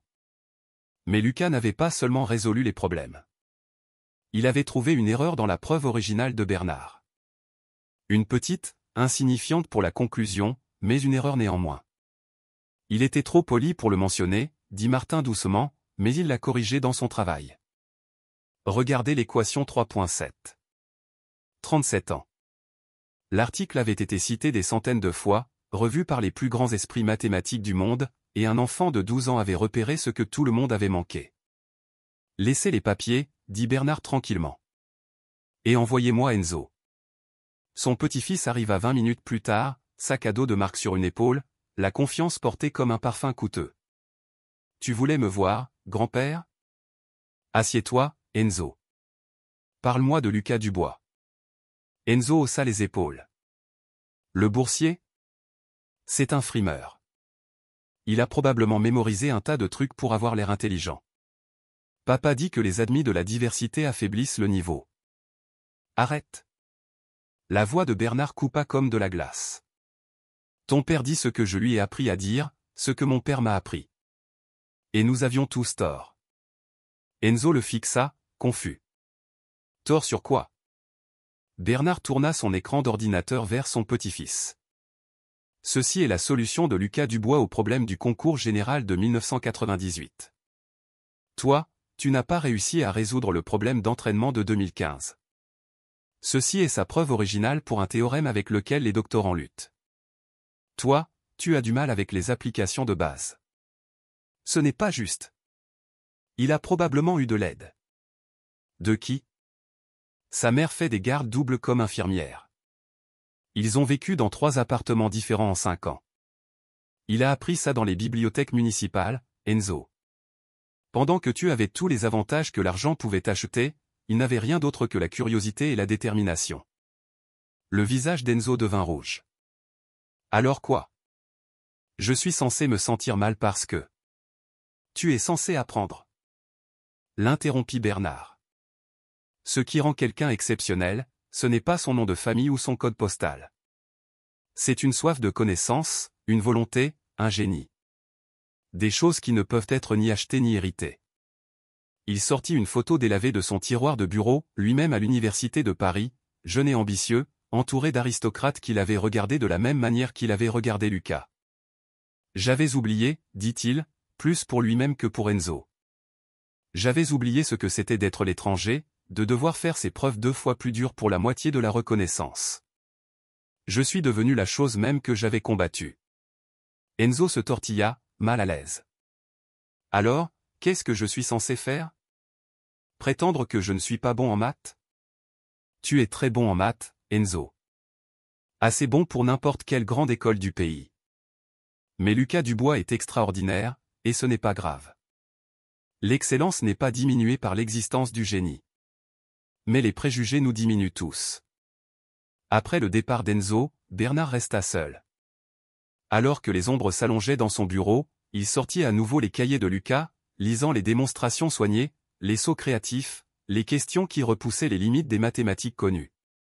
Sur la dernière page du 3e cahier, il trouva quelque chose qui lui serra la gorge. Un problème que Lucas avait intitulé, pour ma maman, une application pratique de la théorie de l'optimisation pour créer l'horaire de travail le plus efficace pour une infirmière effectuant plusieurs gardes tout en maximisant le temps avec sa famille. La beauté de la chose, l'amour encodé dans des symboles mathématiques, le génie appliqué à un problème si humble. C'était bouleversant. Bernard prit son téléphone et composa un dernier numéro. Madame la directrice, c'est Bernard. À propos de la sélection pour les Olympiades françaises de mathématiques. J'ai une recommandation qui pourrait vous surprendre. Tandis qu'il parlait, ses yeux restaient fixés sur le cahier, sur les mathématiques créées par un garçon qui apprenait dans les bibliothèques et vivait dans l'incertitude, mais qui voyait dans les nombres une beauté qui transcendait toutes les barrières que la société essayait d'ériger. L'enquête était terminée. L'épreuve était accablante. Lucas Dubois n'était pas seulement un bon élève qui méritait une chance. Il était un esprit mathématique d'une génération qui avait déjà surmonté plus d'obstacles que la plupart des gens n'en affrontent dans une vie. Et Pierre Bernard avait failli être un obstacle de plus. Plus jamais, se promit-il. Plus jamais il ne laisserait les préjugés l'aveugler au génie. Le coût était trop élevé, pas seulement pour des élèves comme Lucas, mais pour les mathématiques elles-mêmes. Car quelque part dans une bibliothèque municipale, un autre enfant pourrait être en train de découvrir la beauté des nombres. Et il méritait mieux qu'un monde qui le jugerait sur autre chose que le contenu de son esprit. L'assemblée du lundi matin à l'Académie de Bellefontaine portait le poids de la tradition. 800 élèves en uniformes impeccables remplissaient les bancs en chaîne de l'auditorium tandis que les portraits d'anciens élèves distingués les contemplaient depuis les murs lambrissés. L'espace sentait le bois ancien et le privilège, porteur des murmures de décennies de réussite. La directrice Lefebvre se tenait au pupitre, ses cheveux argentés captant la lumière des vitraux. Derrière elle se trouvaient les chefs de département, y compris le professeur Bernard, dont la présence à l'assemblée était assez rare pour susciter des chuchotements parmi les élèves. Avant de commencer les annonces d'aujourd'hui, dit la directrice Lefebvre, sa voix portant facilement à travers l'espace voûté, je veux aborder quelque chose qui rend l'Académie de Bellefontaine exceptionnelle. Ce ne sont pas nos bâtiments, bien qu'ils soient magnifiques. Ce n'est pas notre histoire, bien qu'elle soit distinguée. C'est notre engagement à reconnaître et à nourrir le génie où que nous le trouvions. Dans la section centrale, Lucas Dubois était assis entre deux élèves qui le traitaient encore comme une curiosité, quelque chose d'exotique et de temporaire. Son uniforme d'occasion avait été lavé si souvent que l'écusson était à peine visible, mais sa posture était droite, son attention concentrée. Les Olympiades françaises de mathématiques, continua Lefebvre, représentent le summum de l'accomplissement mathématique préuniversitaire. Depuis 43 ans, l'Académie de Bellefontaine envoie un représentant. Beaucoup se sont bien classés. Certains ont gagné. Tous ont représenté l'excellence que nous visons. Enzo Bernard était assis au premier rang avec les autres élèves, héritiers, la mâchoire serrée. Il se préparait pour cette annonce depuis la 5e, quand son grand-père avait mentionné pour la première fois les Olympiades. C'était censé être son droit de naissance, son moment pour ajouter un autre trophée à la collection de la famille Bernard. Le processus de sélection est rigoureux, expliqua Lefebvre. Il exige non seulement des capacités mathématiques, mais aussi de la créativité, de la perspicacité et la capacité de voir des schémas là où d'autres voient le chaos. Cette année, la sélection a été inhabituelle. Le professeur Bernard se leva et rejoignit Lefebvre au pupitre. L'auditorium devint complètement silencieux. Les apparitions de Bernard à l'Assemblée étaient légendaires pour leur rareté et leur impact. Les mathématiques, commença Bernard, sa voix portant l'autorité de décennies, sont la plus démocratique des disciplines. Elles ne se soucient ni de votre nom, ni de vos origines, ni de votre situation. Elles ne se soucient que de la vérité, élégamment exprimée et rigoureusement prouvée. Plusieurs professeurs échangèrent des regards. Ce n'était pas le discours habituel de Bernard sur les normes et la tradition. La semaine dernière, continua-t-il, j'ai été témoin de quelque chose de remarquable. Un élève de ma classe avançait à démontrer non seulement de la compétence, non seulement de l'excellence, mais une véritable innovation mathématique. Cet élève a développé une nouvelle approche des équations différentielles que je soumettrai pour publication au journal de mathématiques appliquées. Des exclamations d'étonnement parcoururent l'auditoire. Un travail d'élève publié dans des revues académiques était pratiquement du jamais vu au niveau du lycée. Cependant, la voix de Bernard se durcit légèrement, j'ai aussi été témoin de quelque chose de honteux. Des suppositions basées sur l'apparence plutôt que sur la capacité. L'auditorium était si silencieux qu'on pouvait entendre le bruit lointain de la circulation à travers les murs épais. Le visage d'Enzo était devenu pâle, ses mains crispées sur ses genoux. L'élève dont je parle est venu à Bellefontaine avec une bourse complète. Il a appris les mathématiques avancées non pas dans des programmes d'été coûteux ou avec des professeurs particuliers, mais dans les bibliothèques municipales, en utilisant des ressources en ligne gratuites, mues par le pur amour de la matière. Il représente tout ce à quoi l'éducation devrait aspirer. L'idéal démocratique selon lequel le génie peut émerger de n'importe où si on lui en donne l'opportunité. Lucas sentit des centaines de regards se tourner vers lui. Manon Dupont, assise 2 rangs plus loin, se retourna et lui fit un sourire encourageant. Les jumeaux Legrand avaient l'air abasourdis. Un autre, qui s'était moqué de lui le premier jour, semblait tout reconsidérer. C'est mon privilège, dit Bernard, sa voix empreinte d'une émotion inhabituelle, d'annoncer que le représentant de l'Académie de Bellefontaine aux Olympiades françaises de mathématiques sera Lucas Dubois. L'annonce tomba comme un coup de tonnerre. Certains élèves se mirent à applaudir immédiatement, Manon Dupont en tête, suivi par le docteur Martin et d'autres jeunes professeurs. D'autres restèrent figés, digérant le bouleversement de l'ordre établi. Enzo Bernard resta parfaitement immobile, son visage un masque d'émotions contradictoires. 43 ans de tradition familiale. Bernard prenait fin. Le flambeau qu'il avait été préparé à porter était passé à un élève boursier qui était à Bellefontaine depuis moins de 2 semaines. « Monsieur Dubois, dit chaleureusement la directrice Lefebvre, veuillez vous lever. » Lucas se leva lentement, conscient de chaque regard dans l'auditorium. Les mots de sa mère résonnaient dans son esprit, « Tiens-toi droit, mon chéri. Tu mérites ta place. » Les applaudissements prirent de l'ampleur, une vague de reconnaissance se propageant dans la salle. Tout le monde ne se joignit pas. Certains restèrent les bras croisés, s'accrochant à de vieux préjugés. Mais la majorité reconnut qu'il assistait à quelque chose de spécial. De plus, continua Bernard alors que les applaudissements s'éteignaient, je crée un nouveau programme.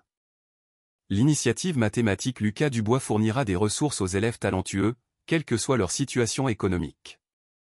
Elle financera l'accès à du matériel avancé, les frais de compétition et des opportunités de mentorat, car le génie ne devrait pas être limité par les circonstances.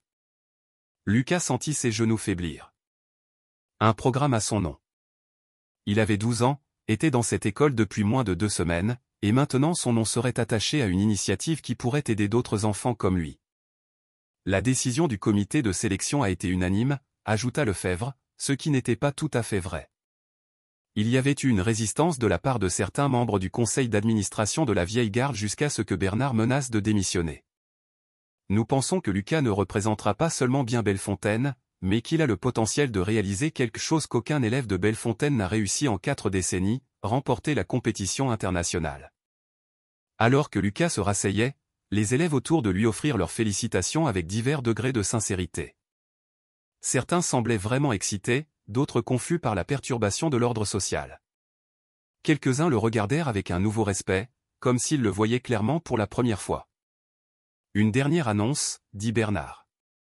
L'entraînement pour les Olympiades sera intensif. 6 heures par jour, y compris les week-ends. Cela exige un engagement total. Monsieur Dubois, êtes-vous préparé à cela? Lucas se releva. Oui, monsieur.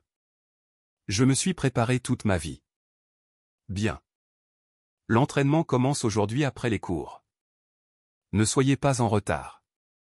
Alors que l'assemblée se dispersait, Enzo bougea enfin, interceptant son grand-père près de la scène.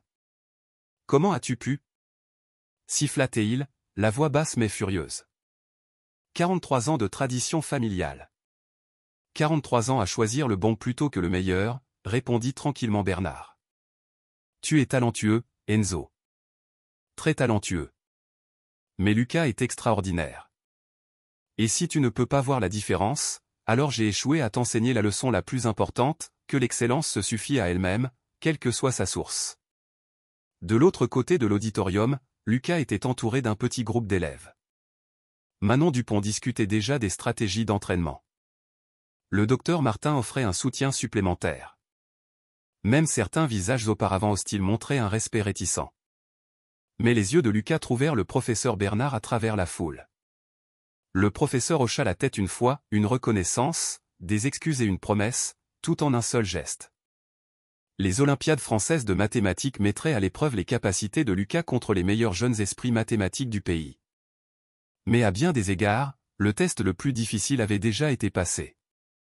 Il avait prouvé que le génie pouvait émerger des bibliothèques municipales et des repas subventionnés, que le talent pouvait s'épanouir malgré les préjugés, que les mathématiques étaient vraiment démocratiques. Maintenant venait le travail de le prouver sur une scène nationale. Et Lucas Dubois, le garçon qui avait appris le calcul différentiel à la lueur d'une bougie lors des coupures d'électricité, était prêt. La compétition avait été annoncée. Le vrai travail allait commencer. L'appartement des Dubois se trouvait au 4e étage d'un immeuble où l'ascenseur fonctionnait par intermittence et où les lumières du couloir clignotaient comme des étoiles mourantes. Mais à l'intérieur de l'unité 4B, une autre sorte de lumière brillait intensément, la lampe de bureau que Lucas avait achetée dans une brocante, illuminant des pages couvertes de symboles mathématiques qui dansaient comme de la poésie sur du papier recyclé. Il était 22h47, et Chloé Dubois était toujours à l'hôpital, effectuant sa 2e garde double de la semaine. Lucas s'était préparé à dîner des pâtes au beurre, encore et s'était installé dans sa routine du soir, 3 heures de préparation pour les Olympiades après avoir terminé ses devoirs habituels en 45 minutes. L'appartement était assez petit pour qu'il puisse tout voir depuis son bureau, la cuisine où sa mère lui avait appris les fractions en utilisant des tasses à mesurer, le canapé où ils se blottissaient pour regarder ensemble des cours vidéo en ligne quand il était plus jeune, le mur où elle avait scotché son premier contrôle de maths parfait avec une note « Mon garçon brillant ». Lucas travaillait sur des séries d'exercices qu'il avait téléchargés des archives des Olympiades internationales de mathématiques. Ces solutions s'étalaient dans des cahiers achetés dans des magasins à prix unique. Chaque page était précieuse, chaque démonstration une petite victoire contre les circonstances. On frappa doucement à la porte. Trop doucement pour un voisin, trop tard pour un visiteur. Lucas ouvrit et trouva sa mère, encore en blouse, tenant une petite boîte. « Maman, je pensais que tu terminais à minuit. »« J'ai échangé ma garde avec Patricia, » dit Chloé en entrant et en posant la boîte. « Je ne pouvais pas manquer ce jour. Mon bébé a été sélectionné pour la compétition nationale. » Elle le serra dans ses bras, une étreinte qui sentait le désinfectant d'hôpital, l'épuisement et l'amour. Lucas sentit les larmes lui piquer les yeux, mais les refoula. Sa mère avait assez de soucis sans y ajouter ses émotions. « J'ai apporté quelque chose, » dit-elle en ouvrant la boîte pour révéler une calculatrice graphique. Pas neuve, mais un modèle haut de gamme. Je l'ai trouvée au Mont-de-Piété. Le propriétaire a dit qu'elle fonctionne parfaitement, juste quelques rayures. Maman, on ne peut pas se le permettre. Chut. Tu vas aux Olympiques. Olympiade, corrigea doucement Lucas. Et tu vas avoir les bons outils. Même si je dois faire des gardes supplémentaires. Lucas tourna la calculatrice dans ses mains, la gorge serrée. Il savait exactement combien d'heures de travail cela représentait, combien de repas sa mère sauterait pour boucler le budget. Merci, murmura-t-il. Maintenant, montre-moi sur quoi tu travailles, dit Chloé en s'asseyant à côté de lui au bureau malgré sa fatigue évidente. Explique-moi comme si j'avais 5 ans. Lucas sourit. Leur vieux jeu. Il expliquait les mathématiques à sa mère depuis l'âge de 7 ans, et elle écoutait toujours avec un intérêt sincère, même lorsque les concepts la dépassaient de loin. C'est un problème de théorie des graphes, commença-t-il en esquissant des nœuds et des arêtes. Imagine que tu essaies de visiter tous les hôpitaux de la ville, mais tu veux trouver le chemin le plus court. Tandis qu'il expliquait, transformant les mathématiques abstraites en histoire que sa mère pouvait suivre, Chloé regardait son fils avec une fierté qui frisait la douleur. Elle voyait ce que les autres manquaient, le prix de son génie. Les heures passées seules pendant qu'elle travaillait. L'enfance sacrifiée sur l'autel de la survie et de l'excellence. « Lucas, dit-elle soudainement, es-tu heureux ?» Il s'arrêta au milieu de son explication. « Qu'est-ce que tu veux dire ? » Cette nouvelle école, la compétition, tout ça. Mon chéri, je veux être sûr que tu fais ça pour toi, pas parce que tu penses que tu dois réussir pour nous. Lucas posa son crayon et regarda vraiment sa mère. 34 ans, mais les gardes doubles l'avaient vieilli. Toujours belle, mais fatiguée d'une manière qui allait au-delà de l'épuisement physique. Elle avait abandonné ses propres rêves de devenir médecin pour l'élever seule après que son père soit parti avant sa naissance. « Maman, dit-il prudemment, quand je résous un problème vraiment difficile, quand le schéma prend soudainement sens et que tout s'emboîte, c'est le meilleur sentiment du monde. Mieux que tout. C'est comme de la musique, mais que moi seul peux entendre. » Les yeux de Chloé s'embrumèrent. « Ton père parlait de la musique de cette façon. Avant qu'il ne choisisse la drogue plutôt que nous. Il discutait rarement de son père, un musicien de jazz dont le génie avait été consumé par la dépendance. Lucas savait qu'il avait hérité son esprit mathématique de quelque part, tout comme il avait hérité de la détermination de sa mère. « Je ne suis pas lui, » dit fermement Lucas. « Les mathématiques ne détruisent pas les gens, elles les construisent. »« Je sais, mon chéri, je sais. » Elle lui serra la main. « Montre-moi ce problème. » Ils travaillèrent jusqu'à près de minuit, Lucas expliquant, Chloé posant des questions qui montraient qu'elle comprenait plus qu'elle ne le laissait paraître. Quand ses yeux commencèrent à se fermer, Lucas insista pour qu'elle aille se coucher. « Grande journée demain, » murmura-t-elle en l'embrassant sur le front. Premier jour d'entraînement pour les Olympiques. Olympiade. Après qu'elle soit allée dans sa chambre, Lucas retourna à son bureau. La calculatrice reposait à côté de ses cahiers, un rappel tangible des sacrifices faits pour ses rêves. Il reprit son crayon et se replongea dans les problèmes, mais maintenant il portait un poids supplémentaire. Il ne se préparait pas seulement pour une compétition, il se préparait à justifier chaque garde supplémentaire que sa mère travaillait, chaque repas qu'elle sautait, chaque rêve qu'elle reportait. La bourse pour Bellefontaine avait ouvert une porte, mais la franchir signifiait porter les espoirs de tous ceux qui avaient cru en lui quand le monde ne voyait qu'un autre gamin noir et pauvre. À 2 heures du matin, il ferma enfin ses cahiers. 6 heures avant l'école, puis l'entraînement avec le professeur Bernard. Il devrait dormir, mais son esprit bourdonnait de théorèmes et de possibilités. Il sortit une nouvelle feuille de papier et commença à écrire. « Chère maman, quand tu liras ceci, je serai à l'école. Je voulais te dire merci, mais pas seulement pour la calculatrice. Merci de croire en mes rêves quand ils semblaient impossibles. Merci de faire des gardes doubles pour que je puisse avoir accès à Internet.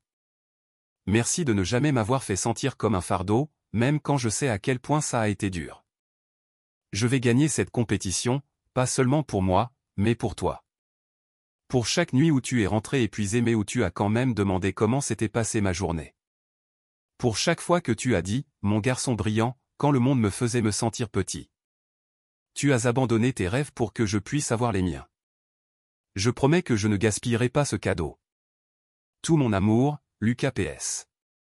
Il reste des pâtes au frigo. S'il te plaît, prends ton petit déjeuner avant ta garde. Il laissa la note sur le comptoir de la cuisine où elle la trouverait. Puis il retourna à son bureau pour un dernier problème. Dehors, la ville dormait, mais dans l'appartement 4B, le génie brillait intensément contre l'obscurité, alimenté par l'amour et le sacrifice, et la croyance inébranlable que les nombres pouvaient élever un garçon de la pauvreté à la possibilité. La pratique cachée continuait, comme elle l'avait fait pendant des années, comme elle le ferait jusqu'à ce que Lucas prouve que les codes postaux et les comptes en banque n'avaient rien à voir avec l'élégante vérité des mathématiques. Chaque équation résolue était un pas vers un avenir où sa mère pourrait se reposer, où leur lumière ne vacillerait jamais, où les rêves n'étaient pas limités par les circonstances. La calculatrice captait la lumière de la lampe, rayée mais fonctionnelle, comme tout dans leur vie. Parfaite dans son imperfection, puissante malgré ses défauts. Tout comme Lucas Dubois lui-même. Le professeur Bernard se tenait à l'avant de la plus petite salle de classe de l'Académie de Bellefontaine, observant 6 élèves travailler sur ce qu'il appelait en privé, le destructeur, une série de problèmes si difficiles qu'elle avait réduit des doctorants aux larmes. 5 élèves étaient penchés sur leur bureau, les visages tordus de concentration ou de confusion. Le 6e était assis calmement au centre, son crayon se déplaçant en traits lisses et confiants. Lucas Dubois faisait quelque chose que Bernard n'avait jamais vu auparavant, il s'amusait. 2 semaines d'entraînement intensif avaient complètement transformé la dynamique. Enzo Bernard, initialement plein de ressentiment, avait progressivement développé un respect réticent alors que Lucas expliquait patiemment des concepts pendant les pauses. Manon Dupont se poussait plus fort, inspirée par le dévouement de Lucas. Même les jumeaux Legrand, sélectionnés comme remplaçants, avaient cessé leurs commentaires désobligeants après que Lucas les ait aidés à comprendre la géométrie non euclidienne. Mais aujourd'hui était différent. Aujourd'hui, Bernard prendrait la décision finale sur qui représenterait Bellefontaine aux nationaux. Temps écoulé, annonça Bernard. Posez les crayons. 5 crayons claquèrent sur les bureaux. Lucas termina son dernier trait, posa doucement son crayon et leva les yeux avec la même intensité calme qui avait déconcerté Bernard dès le premier jour. En ramassant les solutions, Bernard remarqua les différents degrés d'achèvement. Enzo avait réussi 3 des 5 problèmes. Manon avait tenté les 5, mais avec une précision discutable. Les Legrand semblaient vaincus. Lucas avait non seulement terminé les 5 problèmes, mais avait inclus des solutions alternatives pour 3 d'entre eux. Pendant que je revois cela, dit Bernard, veuillez travailler sur le problème supplémentaire au tableau. Il se tourna et écrivit une nouvelle équation, celle-ci tirée de ses propres recherches, un problème avec lequel il luttait depuis 6 mois. C'était injuste, vraiment, de donner à des lycéens quelque chose qui défiait des mathématiciens professionnels. Mais il était curieux. Les élèves fixèrent le tableau avec des expressions allant de la confusion au désespoir. Manon chuchota, ce n'est même pas dans le même système de notation que nous avons utilisé. Est-ce même résoluble? Demanda Hugo Legrand. Lucas étudia le tableau pendant 30 secondes, puis leva la main. Professeur, puis-je m'approcher du tableau? Si vous souhaitez tenter, monsieur Dubois. Lucas s'avança, prit la craie et commença à écrire.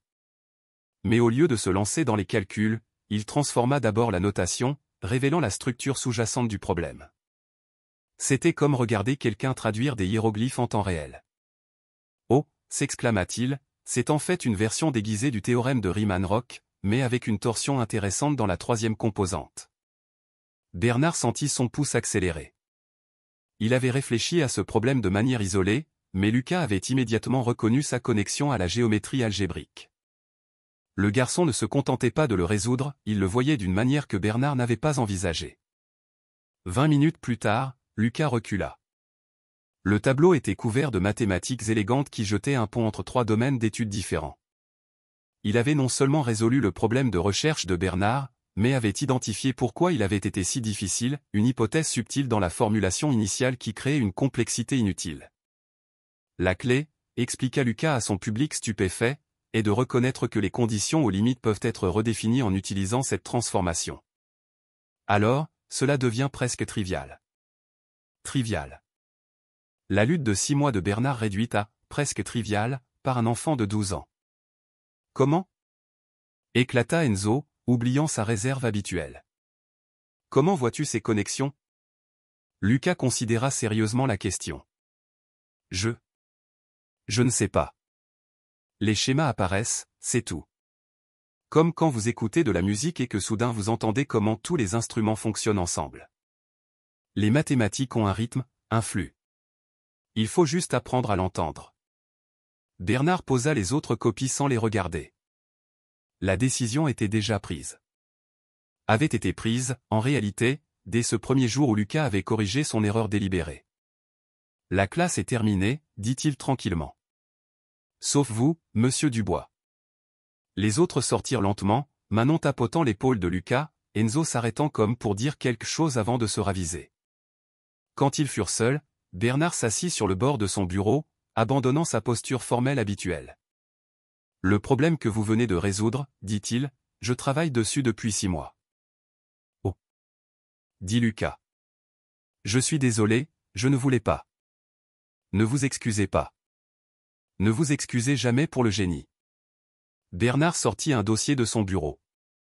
Je dois vous dire quelque chose à propos des Olympiades françaises de mathématiques. En 43 ans, Bellefontaine n'a jamais gagné. Nous nous sommes bien classés, avons eu des mentions honorables, mais n'avons jamais gagné. Je ferai de mon mieux, monsieur. Non. La voix de Bernard était ferme. Vous ferez ce que vous venez de faire. Vous verrez des schémas que les autres manquent. Vous trouverez des solutions élégantes à des problèmes laids. Vous représenterez non seulement Bellefontaine, mais chaque élève à qui on a dit qu'il n'avait pas sa place. Il ouvrit le dossier, révélant des lettres de l'école polytechnique, de l'ENS, de la Sorbonne, tout exprimant leur intérêt pour Lucas sur la base des recommandations de Bernard. Gagnez ou perdez aux nationaux, continua Bernard, votre avenir est assuré. Ces institutions reconnaissent ce que j'ai failli être trop aveugle pour voir, que des esprits comme le vôtre apparaissent une fois par génération. Lucas fixa les lettres, les mains tremblant légèrement. Ma mère. Elle n'aura plus à faire de garde double. Le cœur de Bernard se serra. Tandis que son petit-fils s'inquiétait de savoir quelle Mercedes il aurait pour son 16e anniversaire, Lucas s'inquiétait de l'épuisement de sa mère. Bourse complète, confirma Bernard. Frais de subsistance inclus. Certaines offrent même des allocations pour le soutien familial. Les larmes échappèrent enfin au contrôle prudent de Lucas. Il les essuya rapidement, embarrassé. Il n'y a pas de honte à pleurer, dit doucement Bernard. Quand j'ai été accepté à l'université de Paris, j'ai pleuré. Aujourd'hui, j'ai pleuré plus fort quand j'ai réalisé que j'avais failli empêcher un autre garçon d'avoir son moment à lui. Vous m'avez donné une chance, dit Lucas. Même après tout. Vous auriez pu choisir Enzo ou Manon. Non, objecta Bernard. Les mathématiques vous ont choisi. J'ai juste finalement écouté ce que les nombres disaient. Il sortit un autre objet, une première édition des Disquisition Arithmeticae de Gauss, valant plus que ce que la famille de Lucas gagnait en un an. Mon mentor m'a donné ceci quand j'ai été choisi pour ma première compétition, dit Bernard. C'est à vous maintenant. Lucas accepta le livre avec révérence. Mais ce n'est que du papier et du temps. Ce livre attendait le bon élève depuis 40 ans. Il vous attendait. Alors que Lucas serrait le livre, Bernard ne vit pas le boursier qu'il avait tenté d'embarrasser, mais l'avenir des mathématiques lui-même. Brillant, inattendu, révolutionnaire. La compétition est dans 3 semaines, dit Bernard. Nous nous entraînerons tous les jours. Je vous apprendrai tout ce que je sais, bien que, franchement, vous m'apprenez déjà. Ensemble, nous montrerons au monde mathématique ce dont l'Académie de Bellefontaine, ce dont Lucas Dubois, est capable. Lucas hocha la tête, puis les surprit tous les deux en s'avançant et en serrant le vieux professeur dans ses bras. Bernard se raidit un instant, puis rendit l'étreinte, sentant le poids de sa propre transformation. Quand ils se séparèrent, tous deux firent semblant de ne pas remarquer les yeux humides de l'autre. Maintenant, dit Bernard, la voix rauque d'émotion, discutons de votre solution à mon problème de recherche. Je pense qu'avec quelques raffinements, nous avons un autre article publiable. Le théorème Bernard-Dubois a une belle consonance, ne trouvez-vous pas? Le sourire de Lucas aurait pu alimenter toute l'Académie. Dubois-Bernard sonne mieux alphabétiquement, monsieur. Bernard rit vraiment, un son si rare que ses collègues auraient été choqués. Malin. Je l'aime bien. Très bien, Dubois-Bernard ce sera. Alors qu'il se tournait vers le tableau pour affiner la démonstration, deux mathématiciens, séparés par l'âge et les origines, mais unis par leur amour de la vérité, le soleil de fin d'après-midi filtrait à travers les fenêtres, transformant la poussière de craie en or. Le test final avait été passé, pas seulement par Lucas, mais par Pierre Bernard lui-même. Et le vrai voyage ne faisait que commencer. L'auditorium du Palais des Congrès de Paris bourdonnait d'une énergie nerveuse alors que 300 des plus brillants jeunes esprits mathématiques de France prenaient place pour les Olympiades françaises de mathématiques. Lucas Dubois était assis au rang M, siège 13. Un nombre premier, qu'il prit comme un bon signe. Son blazer de l'Académie de Bellefontaine était neuf, acheté par l'école spécialement pour cet événement, et il semblait étrange sur ses épaules. 6 semaines s'étaient écoulées depuis que le professeur Bernard avait annoncé Lucas comme représentant de Bellefontaine. 6 semaines d'entraînement intensif, de problèmes qui repoussaient les limites des mathématiques préuniversitaires, d'une relation qui s'était transformée d'antagonisme en quelque chose approchant le lien père-fils. Bernard était assis dans la section des observateurs, ses doigts tambourinant nerveusement sur son programme. À côté de lui, la directrice Lefebvre et le docteur Martin encadraient une petite femme en blouse qui avait pris une rare journée de congé, Chloé Dubois, ses yeux ne quittant jamais son fils. Bienvenue aux 44e Olympiades françaises de mathématiques, retentit la voix de l'annonceur. Aujourd'hui, ces élèves exceptionnels affronteront 5 problèmes en 4h30. Ces problèmes exigent non seulement des connaissances, mais aussi de la créativité, de la perspicacité et une maturité mathématique bien au-delà de leur âge. Lucas ferma les yeux, entendant le dernier conseil du professeur Bernard, ne résous pas les problèmes. Danse avec eux. Laisse-les te montrer leurs secrets. Vous pouvez commencer. 300 feuilles bruissèrent à l'unisson. Lucas lut d'abord les 5 problèmes. Son œil exercé catégorisait, analysait, cherchait des schémas. Le problème 3 le fit sourire, il était lié à la méthode en cascade qu'il avait développée. Le problème 5 le fit marquer une pause. Il était magnifique dans sa complexité, le genre de problème qui séparait le bon de l'extraordinaire. Il commença par le problème 1, son crayon se déplaçant avec une précision exercée. Autour de lui, les élèves griffonnaient, effaçaient, recommençaient. Lucas écrivait avec constance, voyant non seulement la solution, mais l'élégance qu'elle contenait. Il inclut une démonstration utilisant des méthodes standards, puis ajouta sa propre approche, plus courte, plus propre, inattendue. Dans la section des observateurs, Bernard regardait son protégé travailler. Même de loin, il pouvait voir la confiance calme dans les mouvements de Lucas. Pas d'énergie frénétique, pas de recherche désespérée, juste la progression régulière de quelqu'un qui comprenait les mathématiques à un niveau fondamental. « C'est votre élève » chuchota à Bernard un professeur de la Sorbonne. « Celui qui a publié le théorème Dubois-Bernard » ? « C'est lui, confirma Bernard, la fierté évidente dans sa voix. « 12 ans, murmura le professeur. Après 90 minutes, Lucas avait terminé 3 problèmes. Il fit une pause, s'étira discrètement et remarqua que d'autres élèves luttaient avec le problème 2. Enzo Bernard, en compétition pour son lycée privé de la région parisienne, était 3 rangs plus loin, clairement frustré. Un instant, Lucas ressentit de la sympathie. Il connaissait le poids des attentes qu'Enzo portait.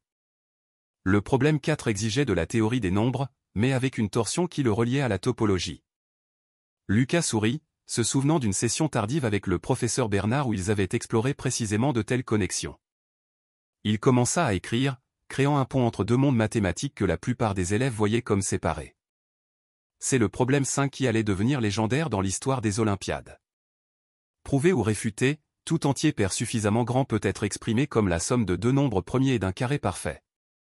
Le problème touchait à la conjecture de Goldbach, l'un des plus grands mystères non résolus des mathématiques.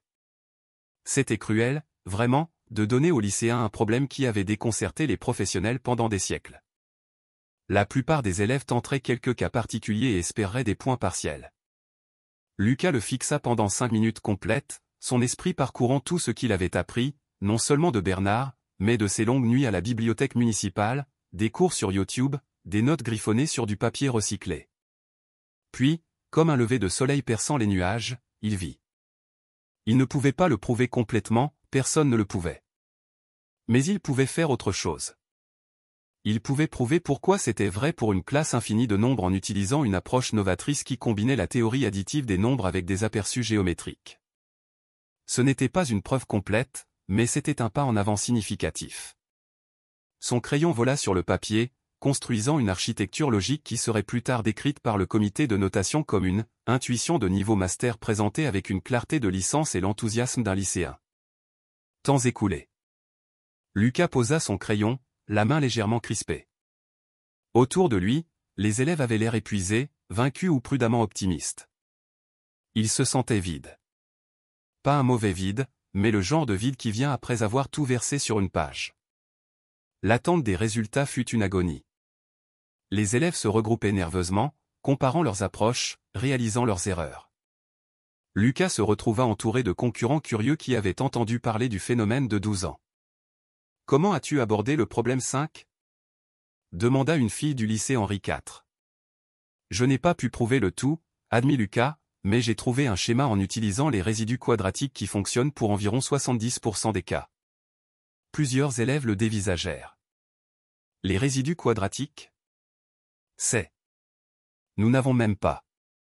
La beauté des mathématiques, dit Lucas, faisant écho à quelque chose que Bernard lui avait appris, c'est que les outils ne se soucient pas de l'âge que vous avez quand vous les apprenez. 3 heures plus tard, ils se rassemblèrent pour les résultats. L'annonceur commença par les mentions honorables, en remontant. Enzo Bernard reçut une mention honorable, un résultat respectable qui garantirait des admissions dans les grandes écoles, mais qui ressemblait à un échec pour quelqu'un élevé pour la grandeur. Médaille de bronze, médaille d'argent. Le nom de Lucas n'avait pas été appelé. Dans le public, Chloé Dubois serrait la main de la directrice Lefebvre si fort que ses articulations blanchirent. Et maintenant, les médailles d'or. En 3e place. Pas Lucas. En 2e place. Pas Lucas. Le professeur Bernard sentit son cœur se serrer. Avait-il poussé trop fort, attendu trop ? Point est le champion des Olympiades françaises de mathématiques de cette année, avec un score parfait, le premier dans l'histoire des Olympiades. Lucas Dubois, de l'Académie de Bellefontaine. L'auditorium explosa. Chloé Dubois fondit en larmes, enfouissant son visage dans l'épaule de la directrice Lefebvre. Le docteur Martin était debout, applaudissant à tout rompre. Et le professeur Pierre Bernard, qui n'avait pas pleuré depuis les funérailles de sa femme 15 ans auparavant, sentit des larmes couler sur son visage. Score parfait. Premier dans l'histoire. Lucas se tenait sur la scène, une lumière aveuglante dans les yeux. Les mots semblaient surréalistes alors qu'il acceptait la médaille d'or et les offres de bourse qui transformeraient la vie de sa famille. Ses yeux trouvèrent le professeur Bernard dans la foule.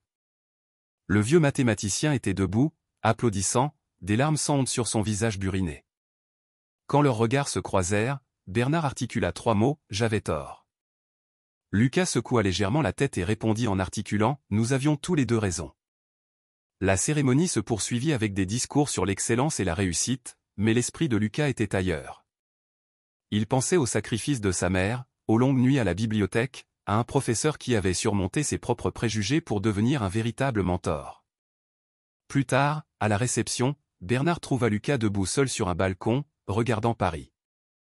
C'est écrasant? Demanda Bernard. Un peu, admit Lucas. Professeur, ce que vous avez dit sur le fait d'avoir tort. J'avais tort, l'interrompit Bernard. Tort de vous juger sur votre situation. Tort de supposer que le génie venait avec un pédigré. Tort sur tant de choses que j'ai crues pendant des décennies. Mais vous avez changé, souligna Lucas. Vous avez vu au-delà de vos suppositions. C'est plus difficile que n'importe quel problème de maths. Bernard sourit tristement. Vous avez appris à un vieux professeur la leçon la plus importante de sa carrière, que la grandeur peut venir de n'importe où. Ce garçon en uniforme d'occasion, travaillant dans une bibliothèque municipale, vient de réaliser quelque chose qu'aucun élève privilégié dans l'histoire des Olympiades n'a réussi. Nous l'avons réalisé ensemble, corrigea Lucas. Je n'aurais pas pu le faire sans votre entraînement, votre croyance, votre transformation. Le théorème Dubois-Bernard. Dubois-Bernard, acquiesça le professeur, puis il sortit une enveloppe. En parlant de ça, la revue a accepté notre article. Vous êtes publié, Lucas. 12 ans et déjà en train de contribuer à la connaissance mathématique. Ils restèrent dans un silence confortable, mentor et élève, chacun transformé par l'autre. À l'intérieur, Chloé Dubois était interviewée, les larmes encore fraîches alors qu'elle parlait de son fils brillant. Les jumeaux Legrand prenaient des photos avec la médaille de Lucas. Même Enzo s'était approché pour offrir de sincères félicitations, sa vision du monde changée par la grâce et le génie de Lucas. Et maintenant? Demanda Lucas. Maintenant, songea Bernard, maintenant vous vous préparez pour les Olympiades internationales de mathématiques. L'école polytechnique vous veut pour son programme d'été. L'ENS offre une admission anticipée. Le monde vous ouvre des portes qui vous étaient fermées il y a 6 semaines. Et Bellefontaine ne sera plus jamais la même. L'initiative mathématique Lucas Dubois a déjà reçu des fonds pour parrainer 10 nouveaux élèves boursiers l'année prochaine. Votre succès a montré à tout le monde ce que nous manquions en limitant notre recherche de génie. Lucas sourit, pensant à d'autres enfants dans les bibliothèques municipales, travaillant à la lueur d'une lampe, rêvant de rêves impossibles. Bien. Les mathématiques sont trop belles pour être accaparées par quelques-uns. Alors qu'il retournait à la réception, le professeur Bernard réfléchit à sa transformation. 6 semaines plus tôt, il avait tenté d'humilier un enfant brillant sur la base de préjugés et de suppositions. Aujourd'hui, ce même enfant avait atteint l'immortalité mathématique, et ce faisant, avait sauvé l'âme de Bernard. Le professeur avait passé 40 ans à construire des murs autour de l'excellence, à définir qui appartenait et qui n'appartenait pas. Lucas Dubois avait résolu cette équation aussi, prouvant que le génie ne reconnaissait aucune frontière, que le génie pouvait s'épanouir dans le sol le plus inattendu. La transformation était complète. Cher ami, cette histoire nous rappelle que le génie existe partout, dans les bibliothèques municipales et les cités HLM, dans les familles en difficulté et les communautés négligées. Trop souvent, nous laissons les préjugés et les suppositions nous aveugler au potentiel extraordinaire qui nous entoure. Le parcours de Lucas Dubois, d'un élève d'école publique à un champion national, ne concerne pas seulement les mathématiques. Il s'agit de reconnaître que le talent n'a pas de code postal, que le génie n'a pas de couleur, et que la détermination peut surmonter n'importe quel obstacle. Chaque enfant mérite la chance de découvrir ses dons, que ce soit en mathématiques, en musique, en art ou dans tout domaine où la passion rencontre le but. Lorsque nous ouvrons des portes basées sur le mérite plutôt que sur le privilège, lorsque nous regardons au-delà des circonstances superficielles pour voir la lumière à l'intérieur, nous ne changeons pas seulement des vies individuelles, nous transformons notre société entière. Si cette histoire a touché votre cœur, veuillez aimer cette vidéo et vous abonner à notre chaîne. Partagez-la avec quelqu'un qui a besoin de se rappeler que ses rêves sont valides, peu importe d'où il vient. Ensemble, nous pouvons créer un monde où chaque Lucas Dubois a sa chance de briller. Rappelez-vous, l'excellence ne dépend pas de là où vous commencez. Il s'agit d'avoir le courage de commencer et la détermination de persévérer. Merci d'avoir regardé et ne cessez jamais de croire au pouvoir du potentiel.